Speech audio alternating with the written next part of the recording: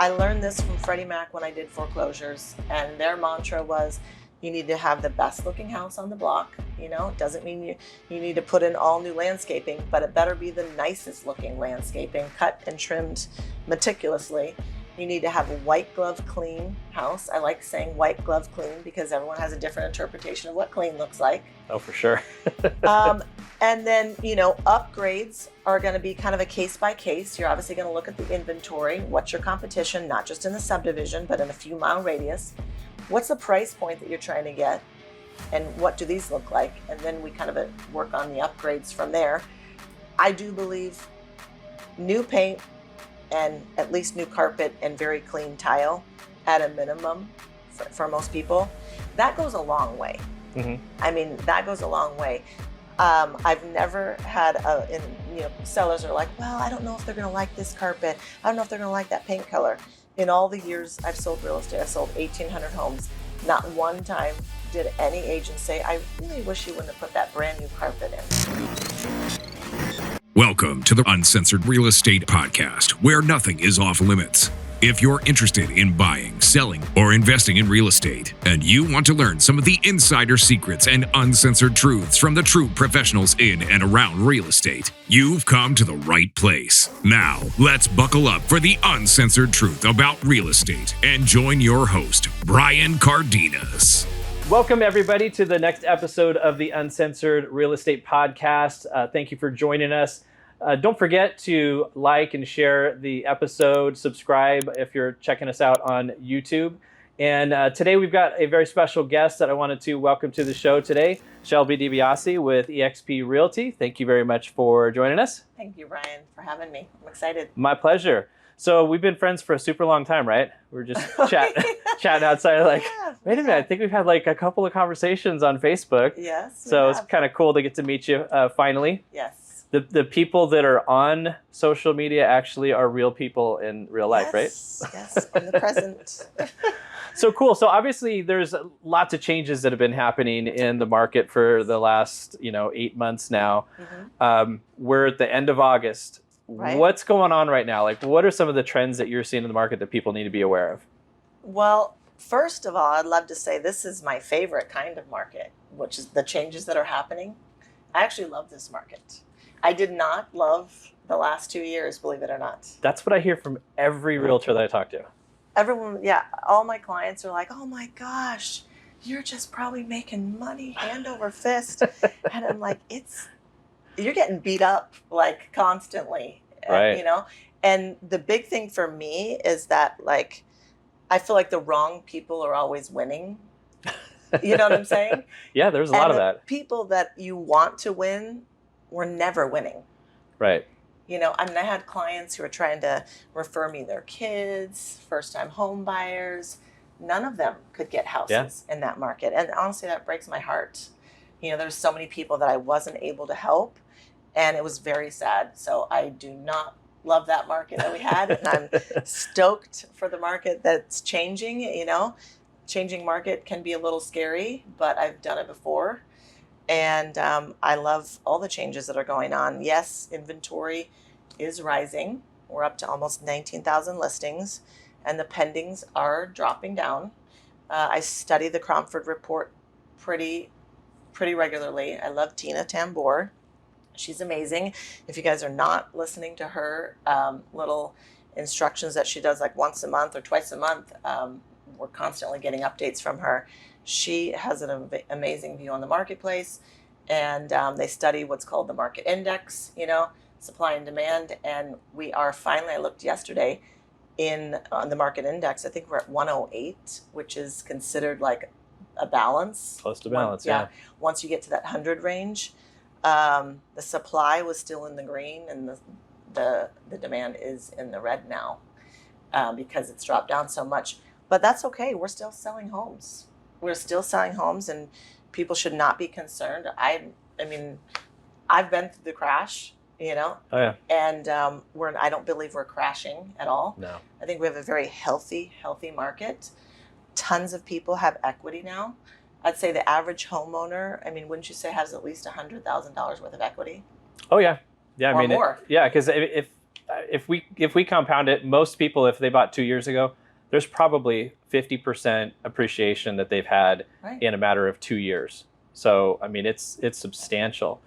It is substantial, and that's what makes it a healthy, if we have an adjustment, it's a healthy adjustment.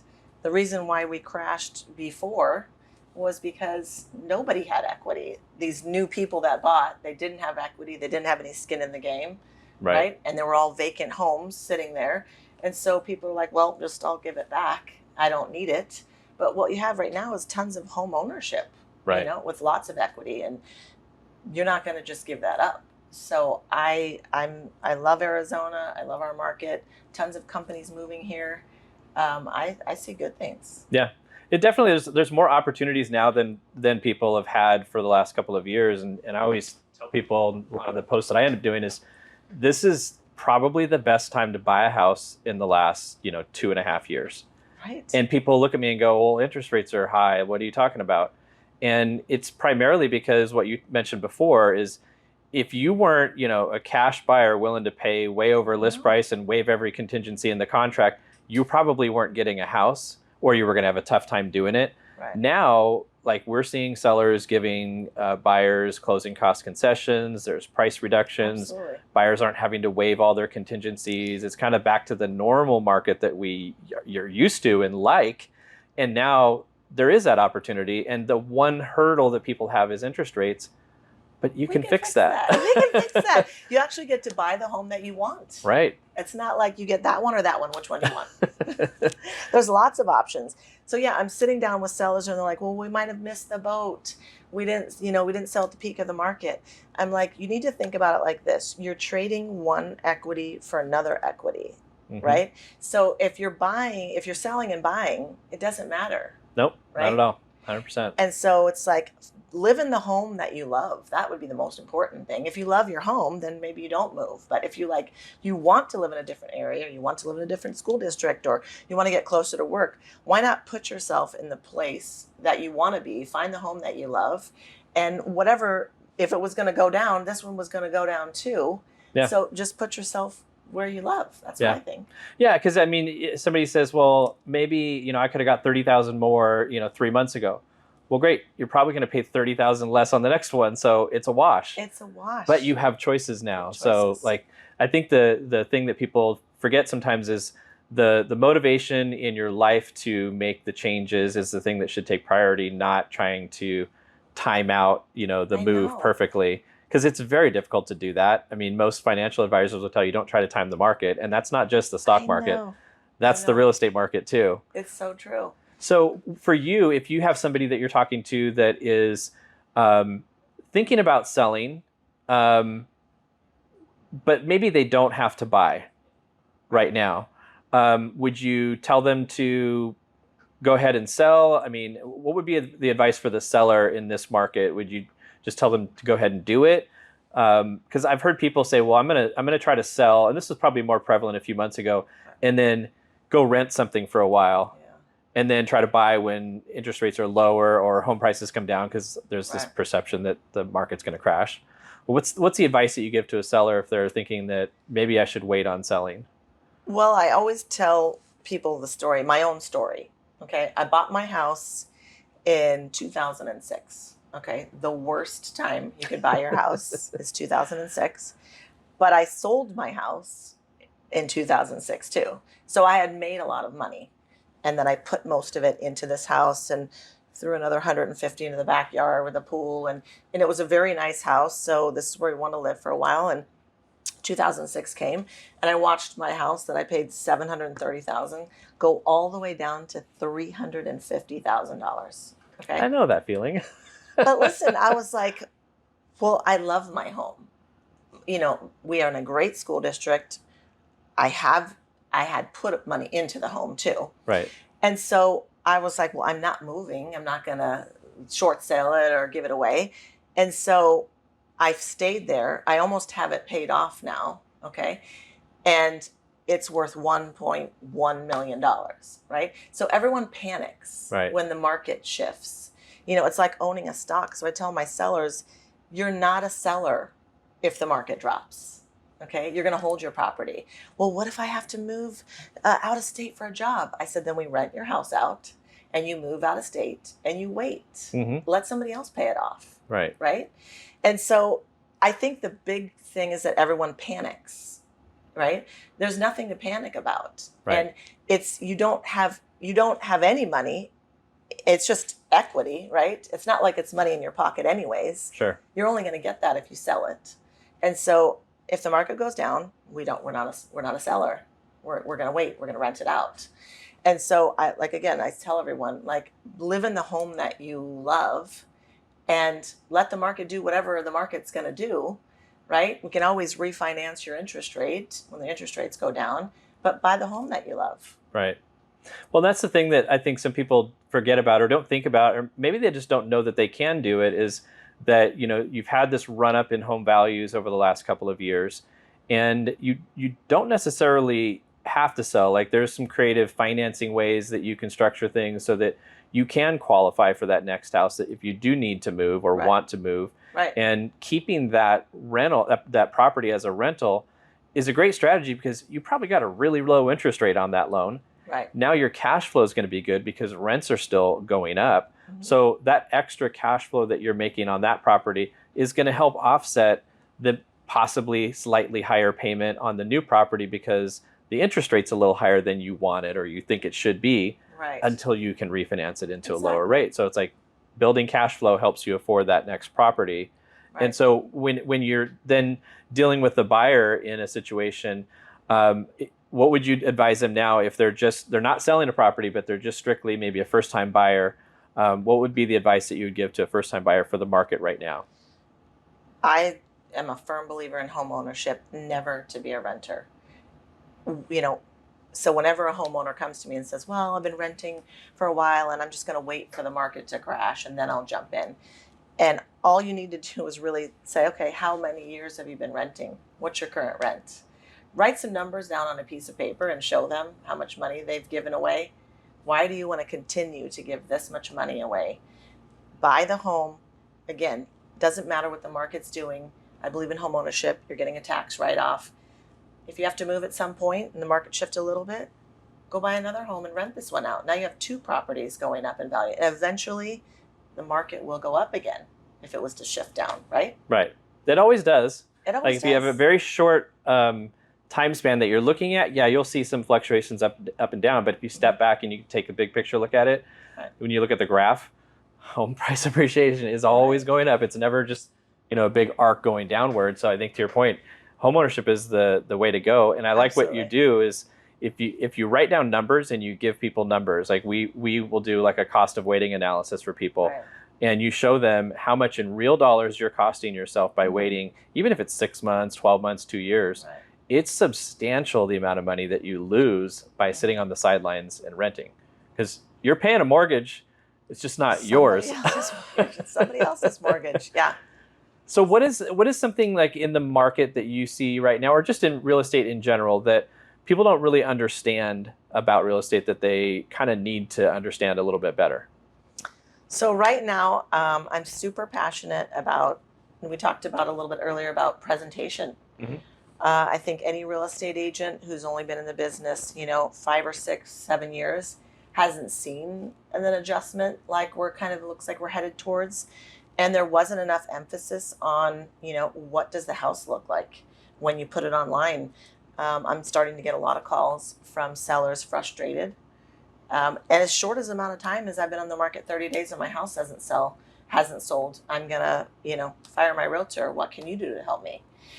And, on one side of the fence, yes, the sellers are not being patient maybe, but maybe they're not being educated. And I think that's the big thing is that if you set the right expectations with the seller, we're not going to sell your house in 2 weeks. Here's the average time on the market. We're over 30 days now, probably closer to 60 days. We're headed towards 60 days. And so here's your competition. Here's where your price is. Here's your competition. Here's what these look like. We need to look better than these. And I'm very passionate about staging. So I work with a couple phenomenal stagers. I learned this from Freddie Mac when I did foreclosures, and their mantra was, You need to have the best looking house on the block. You know, it doesn't mean you need to put in all new landscaping, but it better be the nicest looking landscaping, cut and trimmed meticulously. You need to have a white glove clean house. I like saying white glove clean because everyone has a different interpretation of what clean looks like. Oh, for sure. And then, you know, upgrades are going to be kind of a case by case. You're obviously going to look at the inventory. What's your competition, not just in the subdivision, but in a few mile radius? What's the price point that you're trying to get? And what do these look like? And then we kind of work on the upgrades from there. I do believe new paint and at least new carpet and very clean tile at a minimum for most people, that goes a long way. Mm-hmm. I mean, that goes a long way.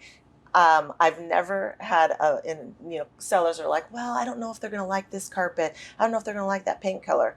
In all the years I've sold real estate, I've sold 1,800 homes. Not one time did any agent say, I really wish you wouldn't have put that brand new carpet in. They want to tear this up and put wood floors in. That's never happened. But what I have heard is, the carpet's gross. This is yucky. The paint looks terrible. And so, you know, I work with great painters, wholesale carpet companies. I can get you amazing deals. That couple $1,000s that you spend, I mean, $10,000, $15,000, $20,000 in what you can get on the other side, versus what you're going to do is, I'm going to give them a paint allowance. No, you're not going to give them a paint allowance. You're going to give them a $10,000 discount on the home for the $2,000 paint job. You know? Right. And so it's, you know, people are not visual. They don't have a vision. And so you need new paint, new carpet, and you need staging in many cases. And if you do those simple things, I'm telling you, you will get paid. The seller will get paid so much on the other side. I think sellers are very short-minded when they're thinking about their net in their pocket. They're thinking about, what are you charging me? Not how much am I gonna make? Right. You know, and so I think that's really an important topic. And I think a lot of agents that haven't been selling real estate for a long time, you know, just offering your seller a discounted commission to get the deal, you know, is not going to work if you don't know what you're doing. Right. And so for me, I mean, you know, I maybe charge more than the average agent, but I will get your house sold and you will become a raving fan and you're going to write me a Google review. And they do. You know, I just had one the other day. I didn't even ask the seller to do it. And she's like, she started typing it up. She's like, she fired her agent and I staged her home. I did nothing but stage her home. It's the same house that the other agent had it listed. I raised the price $5,000 and we sold it in 2 weeks. Wow. All from staging. And that's the thing that I think that the consumers, I'm glad you brought that up, that they just don't get it sometimes. And it's not their fault. It's the focus that gets put in front of their face in advertisement and media is so much about the things that aren't the most important. And it's like a shell game in my view. It's like, here, let me distract you with this. Like there's advertisements for companies, you know, about, oh, we'll give you 1% back, you know, off the agent commission, or your agent charged this much for selling your house. And in the last couple of years, to your point, if you had an agent that has not been through the cycle, like they don't know how to market a house. They don't know how to stage a house. And the perception for the public is it's not worth it to pay a real estate agent, you know, 6% commission when these ones are going to charge me, you hear 2%, but it's actually not 2% or whatever it is, because the focus is on that percentage. Yeah. But that's not the only thing in that math equation. Like the percentage is not the number you need to focus on. It's the net proceeds out of the sale that you have to focus on. And how do you get people past that are seeing all that kind of advertisement and all those disruptors out there who, you know, promote to be a better value? Like how do you get them off of that and get them to understand that there's more to it? Well, I love to tell stories. It's like, I don't want to convince somebody. I just want to show them what I've done for other clients. Right. And so I have several great examples of houses that were listed by another agent that I took over, in many cases raised the price, you know what I mean? And showed them, you weren't selling the house at this price. And you're going to have to go down even more. They didn't fix any problems for you. I'm passionate about presentation. And when I ask most sellers, what did they tell you to do with the house? Most sellers say, Well, they said nothing. They said it was fine. They said I could just list it like this. And it's like, and I said, that's the problem. It's like, that's the problem is they don't have a plan. They don't have a marketing plan. They don't have a plan to present your home correctly. And I can go through the computer in their neighborhood, show the listings that aren't selling, look at the days on the market, no presentation. Is this what you want to be? Right. And so I really like to show people, and tell stories of past examples.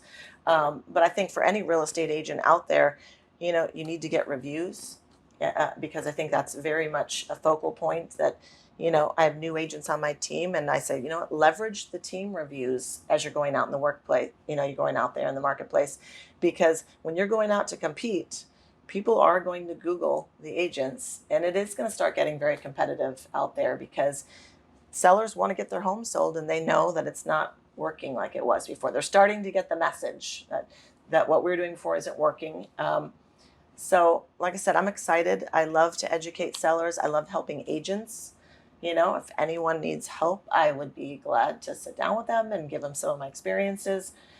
We need to be better in the marketplace. You can't just get a real estate license and slap a house on the market and get paid. You know, I think there's a lot of misconception on how much money that the real estate agents are making and not how much it takes to make that much money. And it's a business. It's a very expensive business to run. Yeah, I mean, clearly the public doesn't know all that goes into it. They don't know, all the hours that you spend, running people around and showing properties, or all the different things that you spend money on marketing a property, on staging, and things like that. Tools, CRMs. I mean, it's a lot. It's a whole lot of money. Yeah, and any business that's out there is going to spend money that the public doesn't necessarily see. Right. But it's, how does that translate into what the public cares about? And that's what's in it for me. So I think your ability to show from past history, here's the circumstances that somebody was in, here we came in and we shifted it, and the net result for them was they got more money out of it, because that's ultimately what they care about is, did I get more money for the sale of the house with you versus somebody else? So when people are trying to do their research in the beginning of the process, so let's say for a seller, how can the seller do a good job at doing their research to try to figure out who's the right agent to represent them? Reviews are a big part of it, I would definitely say. And then, sales. I know a lot of sellers think, okay, I want to find an agent that has sold a lot in this neighborhood. And I get that. But, the sales process is the same. It doesn't matter if you're in this neighborhood or that neighborhood. Right. The process to get your home sold is the same. Mm-hmm. It's really about experience, like years in the market, years as an agent, and how many sales that you've done. And like this one seller called me and she's like, I know this other agent, she's done well over the last couple years, but she hasn't been licensed as many years as you have. And I don't think she's been through the change of the market. And she said that to me, which was very intuitive of her to know that. And this other agent, she did do a decent amount of business, but she didn't do business prior to 2010. When it was, I think it was even more like 2013 or 14, something like that. But anyways, it's different. And you can, when the market changes, you have to change. And what we were doing 3 years ago to sell houses might be completely different than what we're doing now. And that's why I love to surround myself with agents that do better than me, because I learn too. I don't have all the answers. Right. I mean, if I'm selling 150 homes a year, I want to hang out with people to sell them 300 homes a year, because there is a difference in what they're doing versus what I'm doing. And I think that, that the industry is changing in some ways, like companies like EXP and some of these other companies, where we really do come together and help each other. Mm-hmm. And it's not so competitive. It's like, oh, this is my listing presentation, I'm not going to share it with you. Right. This is what I'm doing. This is my market secret. And that's what I love about the new company that I work with. We truly do help each other get better. You can share and you can help other people, and it does end up coming back to you. But the other truth about it is, when you do that, just knowing how the human nature is the vast majority, probably over 90% of the people that you share all your secrets with aren't going to do anything with it anyway. We sold over 110,000 homes last year. Okay, I don't want to sell 110,000 homes a year. I don't know how you'd be able to do that. I would like, 200, 300, this is my little pile. I can help somebody else get a little pile. But yeah, the abundance mindset. And I think the more you give in life, the more doors that get open, the more opportunities, new people that you meet. It is abundance mindset. Yeah. So for the sellers right now, aside from the staging and making the presentation really strong, are there any other trends that you're seeing that are helping sellers be able to get their houses sold quicker? Because the pricing strategy is also important too, right? Absolutely. And I think, what my favorite thing to do when I pull comps is, obviously we're going to start in your neighborhood, okay? But people are looking outside your neighborhood. And so when I always pick a price, I'm like, all right, Mr. Seller, here are the comps. Here's what they're selling for. Actives are what people are hoping for, right? Pendings are buyers are raising their hand and saying, I like the way you look and I like your price. I'm willing to make an offer because I think we can come to terms. Right. Okay. So I think the pendings are a better indication of where pricing is right now. Solds right now are what we did back here, and we may not be able to do it again. Right. So we need to educate the sellers on that. But then it's like, all right, Mr. Seller, you want to sell your house for $500, it sounds like, $500. Well, I can prove that we could probably work on that here. Here's the pendings. But if you were and I always do this to my seller, if you were my buyer right now, you're a 3-car garage with a pool over 3,000 square feet. You pick the highlights of what the home has, and then you kind of back it up. All right, 2,500 square feet, 3-car garage with a pool within a 4-mile radius. What's for sale, right? Because they're not just buying in the subdivision. Mm-hmm. And then I pull that up. And so if you want to sell your house for $500 and there's 100 houses less than that fit that criteria, you're in trouble. Yeah. Right. And so that's the last thing I do with sellers. So we really look at that price, because at the end of the day, when you list the house and the presentation's right, if your price is off, well, the sellers are going to be like, we're not getting any showings. We didn't get any showings again this week, And so we didn't get any showings because you didn't look at the competition right now. Right. And so that's a really important step that I think maybe a lot of agents don't really look at. And you have to be careful of what you're putting in that combination. So I just pick the highlights, like the things that really set the house apart. So if it had a 3-car garage, I would put that. If it only had a 2-car garage, then I would put the 2-car garage, if that makes sense. Sure. And then pools are huge selling features, especially on a larger home. I've seen sellers take a huge hit, even though the pool is only worth technically so much on paper. A pool on a larger home, if you don't have one, oh my gosh. I mean, you could have to solve that with a $50,000 price reduction, because you can't get that buyer that wants to do that.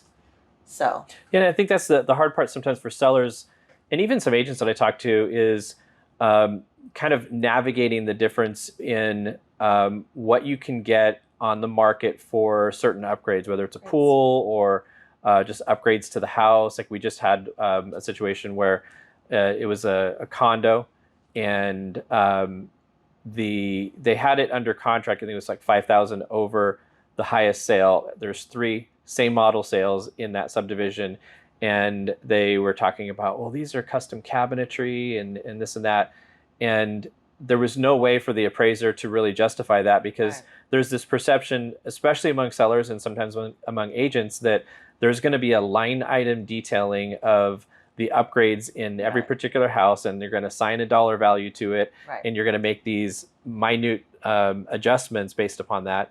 And it's really not that way. I mean, the consumer and even the appraiser, they're going to go in the house and they're going to take the big picture view of it. Does this look like it's been taken care of? Are the countertops and the flooring upgraded? Are they dated? Mm-hmm. And they're going to give a really aggregate adjustment for the differences between the values and the properties. And the consumer doesn't understand that, because they think their house is great and all the things that they've done that they love are super valuable.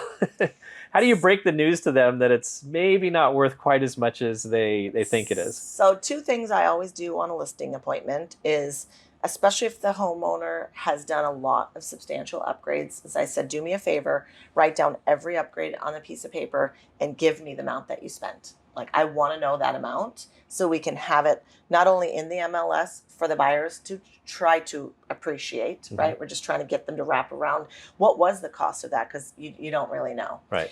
And then we always give that to the appraiser. Again, the appraiser isn't going to give you the line item amount, but at least we're not going to have him guess, right? Sure. On what did you spend. So we always do that, which really, when I do that, I have so many less problems with appraisals, I feel like. And the other thing that I learned a long time ago is like you said, like, what is the value of maybe like the golf course versus the non-golf course lot, or backed up to a busy road versus not backed up to a busy road. It's like, what do you put for that? And the best advice I got from an appraiser, and even working with Freddie Mac when I did like all those BPOs, is the way you determine that is, what is the market reaction to that feature or upgrade right now? Okay. So when there's only 2 houses for sale, right, and the inventory is really, really low, maybe a buyer is going to pay more for that backed up to the busy road, right? Because there's no other options. Right. And you're not going to see a huge difference in price. But as the market changes and there's 20 other options for them, well, you may see a big, adjustment needed for that. And so that really helped make sense to me. Yeah. When I'm looking at that, because if we were in a hot market and I had a house backed up to a busy road, I would be less concerned. But if vice versa, I would be like, you have to understand, they have a choice. They can live in that one, that one, that one, and that one, or yours. Which one do you think they're going to pick? So we have to solve this problem with price. Yeah. It's a matter of what the price is going to be, and it's really what's the market reaction. I think it's a great way to explain it to the consumer, the home seller, because they can tend to take it personally, and you depersonalize it by getting them to understand this is what the market is doing right now, and this is how it's affecting your beautiful, wonderful house that is worth so much. But that's really the truth, because when you talk to appraisers, like you said, the appraisers are doing just what you said. They're looking at the other things that are available and how much value is the typical consumer going to place on the differences between house A and house B, not how much did you spend on that upgrade. It's what's the value to them. Right. And so that's I think a really strong way to be able to explain it and not have people take it personally, because that's got to be a challenge in a listing appointment, when you're having to give them the real aspects of what they're dealing with versus what their perception of reality is. You want to buy a house, but high interest rates have got you down? Take the rate challenge and send us a verifiable loan estimate from another lender, and we'll beat it and pay for your appraisal up to $600. Here at Give Mortgage, being powered by U Mortgage allows us to provide you with unmatched speed and efficiency and the best rates and fees in the market, all while delivering you the concierge level service you deserve. We want you to have an experience getting a mortgage that you'll never forget, and not because you got put through a meat grinder to get it. At Give Mortgage, we give great advice, we give the best rates, and we give back to charity. Visit us at www.give-mortgage.com or call us at 480-331-4684 to schedule a free consultation to see how we can help. So with the market dynamics that we're seeing right now, when you have buyers that are going out and looking at properties, are they able to take more time in making decisions because of the more choices? Absolutely. Like, what are the tips that you're giving buyers in this market today? Well, it's more like, I tell my agents too on my team, it's like, you really need to get the buyers excited because they're getting so much information from the media, and we got to keep them focused on what's important. What's important right now is they have options, which they didn't have 6 months ago. Right. And so, we can nitpick the interest rates, we can nitpick all these things, but we have to focus on the positive. There's always something positive in a market, and there's always something negative in the market. And I choose to make sure my clients are always seeing the positive, because it's true. There are options for buyers, and I can't control the interest rates, but we can change the interest rate at a different time. Right? But if we wait in time, we don't know if you're going to have all these options. So if we can find you the perfect home, we have more negotiation power. We can lower the rate with some money from the seller. Like you said, tons of great options on that. And so you're just going to have these buyers that are just going to sit on the fence if you can't get them to focus on what's positive about the market right now. And that's kind of the way I see it. And I do, like I said, I believe in home ownership. So it's not like I'm trying to sell somebody something I don't believe in.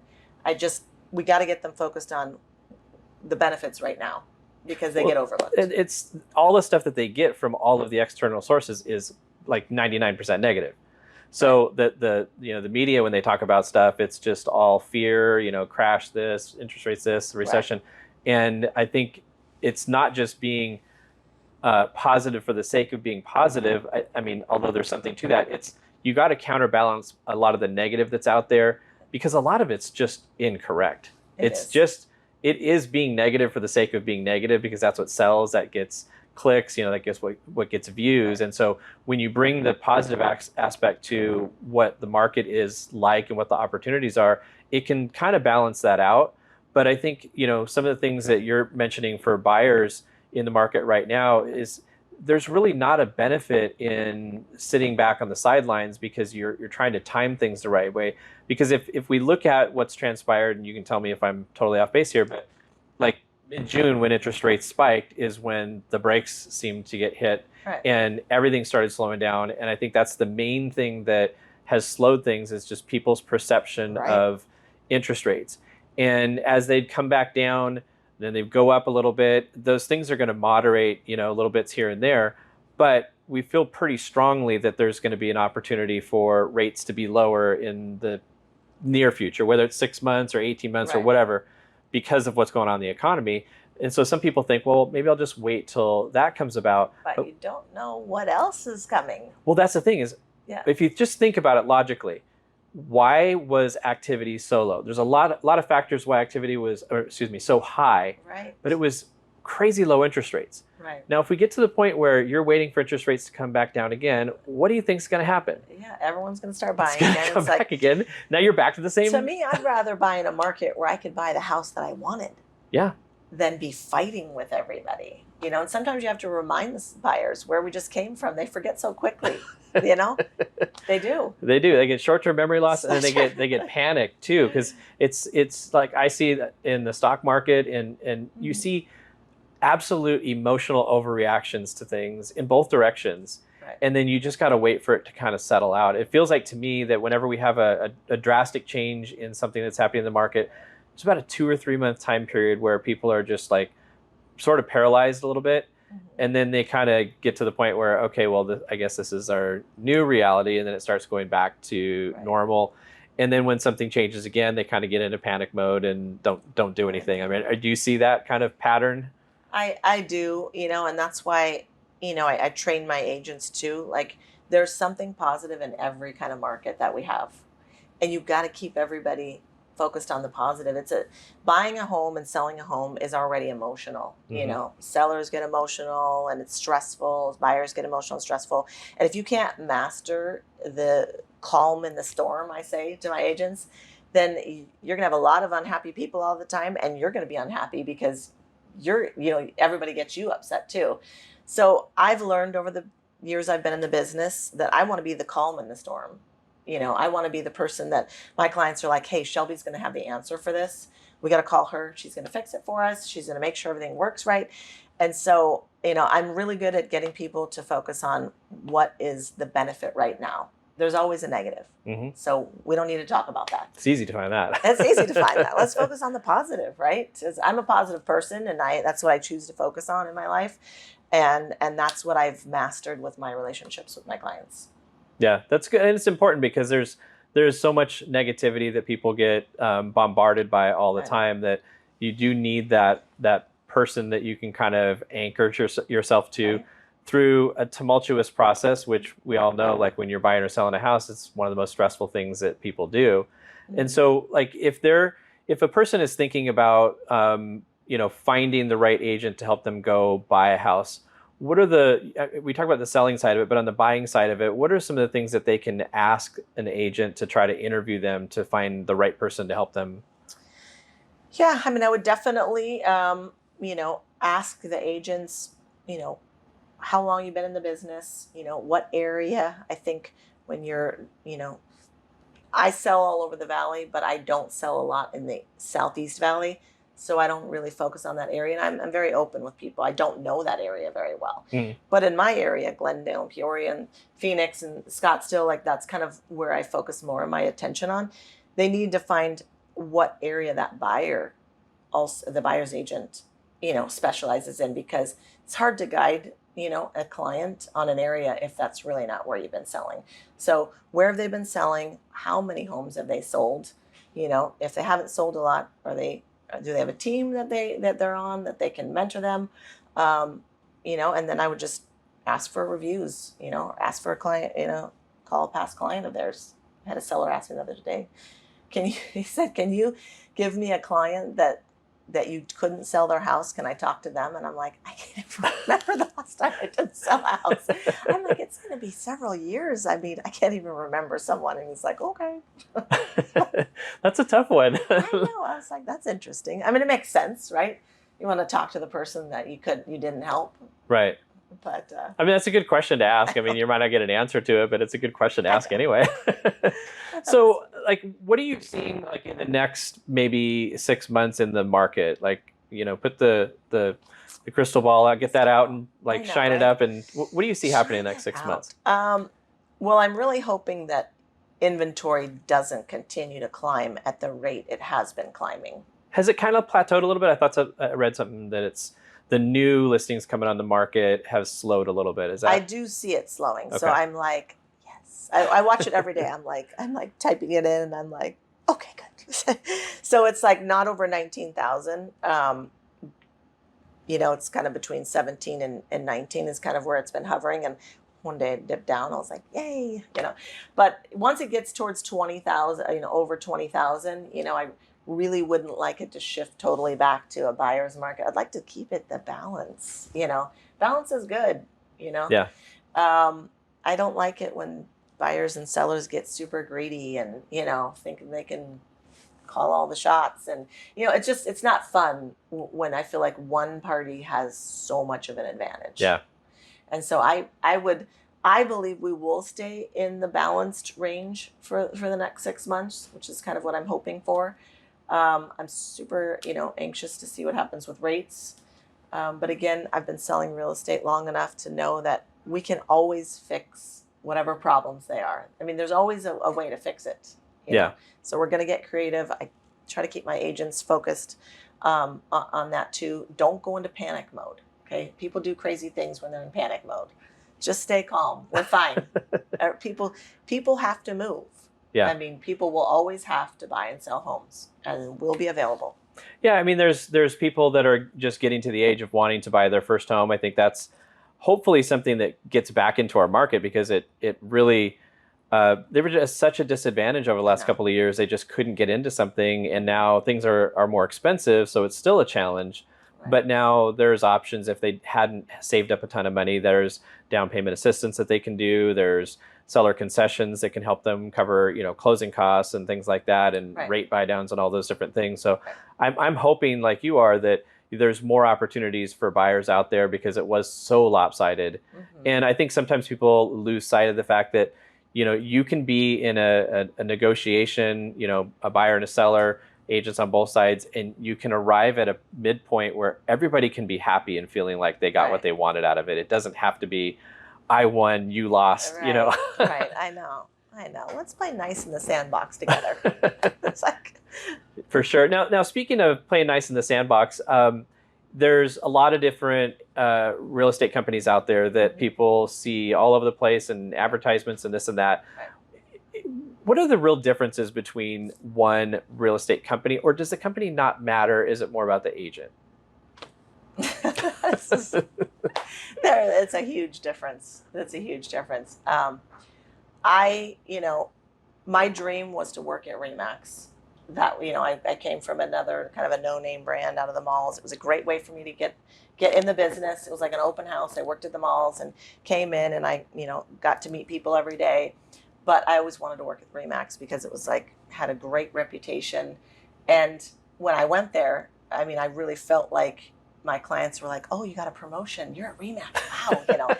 And, I was ecstatic with that. And it has a great reputation still to this day, right?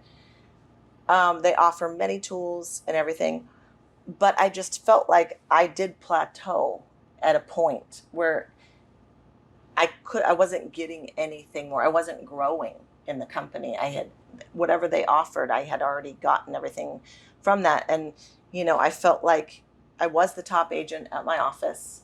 We had masterminds, but I wasn't learning anything from the mastermind. And I want to be the smallest agent in the room of people, not the top agent in the room. And, and that's the thing with EXP is that, I've aligned myself with agents that are above me. That's kind of the way you do it. Mm-hmm. You pick people that you can learn from. And I'm in an amazing group, the Fast Forward Movement group. I have completely revamped my entire business in 18 months from everything I've learned from all these great people. And so they've really challenged me. And I think that maybe that's the best word, that I wasn't challenged at RE/MAX. I was comfortable, right? I was comfortable. And I think that EXP is a company that gets agents to think about more than just being a great listing agent, team leader, or a buyer's agent. And that's kind of where my mind was stuck. But they give you stock in the company. When you bring people on, they have stock opportunities when you close houses that you can invest part of your money into the stock at a discount. And of course you get, revenue share from bringing people on. And so I just feel like, wow, I have this new way that I can, have different streams of revenue for the future. And so what I like about it is I really feel like they help agents plan for retirement. And no other real estate company that I was involved with ever even talked about that. Right. I think a lot of real estate agents, and it's kind of a joke, but it's true. It's that they're literally living from commission check to commission check, and they're broke. And that's why when the real estate market changed before, a lot of real estate agents went back to work, and they were very broke. They lost their cars, they lost their houses, because you can make a lot of money, and so they live kind of at this high level. And the minute that changes, they didn't have a savings. Right. They weren't planning for retirement, because nobody talked about that at RE/MAX. Right. And so I wished I had the people in my life 25 years ago that I have now, because I know that I have my own things that I have in retirement places, but they just get you to think about it even at a higher level. And so that's my favorite thing about the company. And that collaborativeness that you get from, when you bring agents on, they're like your new part of your family, and we really do care and share and help each other.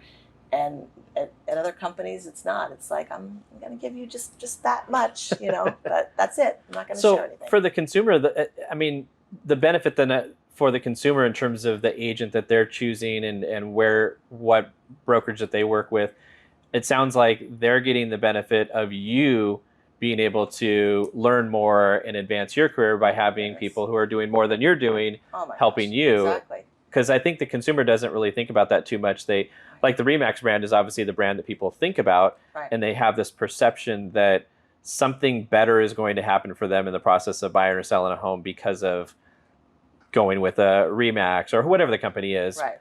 But the reality is, it I think sounds like the culture and the knowledge and the skill that you gain by who you align yourself is where the consumer really benefits out of it, not necessarily what the name of that brand is per se. EXP's just done a good job in building that culture to help you guys grow. Right. Well, it's like anything. It's like, there's amazing and non-amazing employees at every company. Sure. People think, okay, I'm going to hire a RE/MAX agent and it's going to be awesome.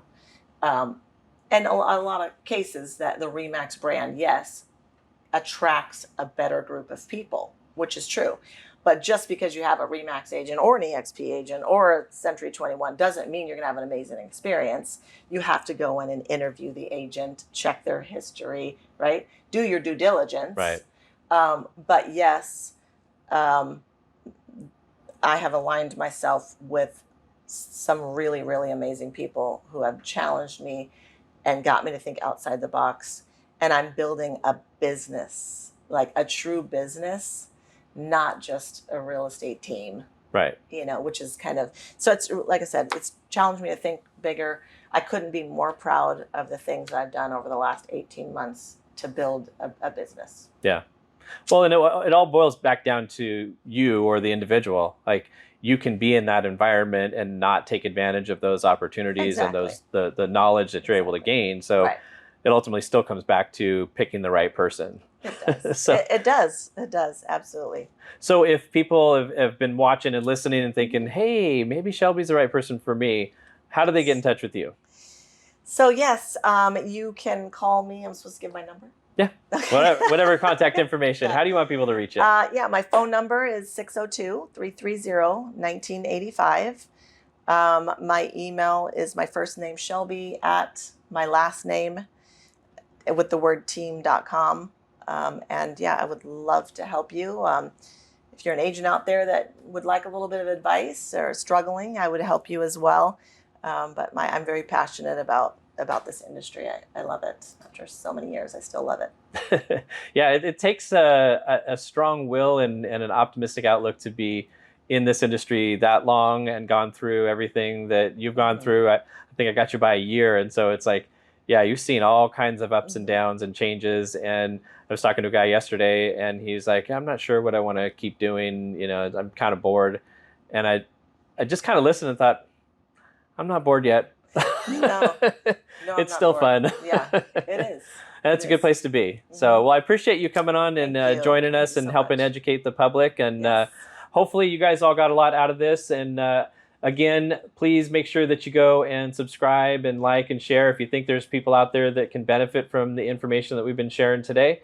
Love to have you guys share it. And then look for a next episode next week, launching on the Uncensored Real Estate Podcast. Take care. Thanks for joining us, and please remember to go and subscribe, like, share, all that cool stuff to help us grow, and come back to listen to our next episode. Until then, go out and live life uncensored. Thanks for listening to the Uncensored Real Estate Podcast. Don't forget to help us out and subscribe. Follow and give us a 5-star rating on your favorite podcast platform. And check us out on YouTube for the full video podcast. If you want more information on any of the topics discussed on today's episode, email us at uncensoredrealestatepodcast@gmail.com or give the Cardenas Mortgage Team a call at 480-331-4684.